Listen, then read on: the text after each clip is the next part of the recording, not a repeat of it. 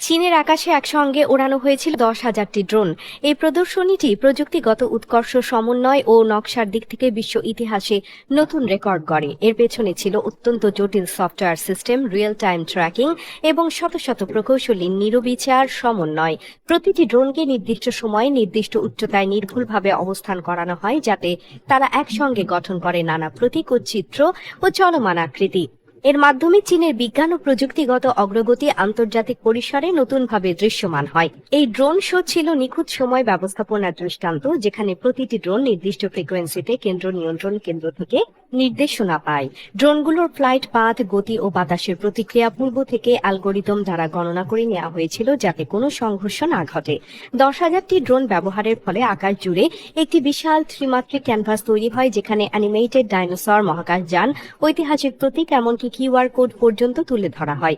এই প্রদর্শনীর মূল উদ্যোক্তা ছিল চীনের প্রযুক্তি প্রতিষ্ঠান শেনজেন ডামোডা ইন্টেলিজেন্ট কন্ট্রোল টেকনোলজি, যারা 2016 সাল থেকে এই ধরনের শো পরিচালনার জন্য পরিচিত। ড্রোনগুলো ছিল উচ্চ প্রযুক্তি সম্পন্ন ও হালকা ওজনের, যা বিশেষভাবে তৈরি করা হয়েছে একাধিক প্রদর্শনের চাপ সহ্য করার জন্য। ড্রোন শোর মাধ্যমে আধুনিক চীনের ডিজিটাল সক্ষমতা, কৃত্রিম বুদ্ধিমত্তা, সেন্সর প্রযুক্তি এবং সমন্বিত ডেটা ব্যবস্থাপনার উন্নত দিকগুলো প্রদর্শিত হয়েছে।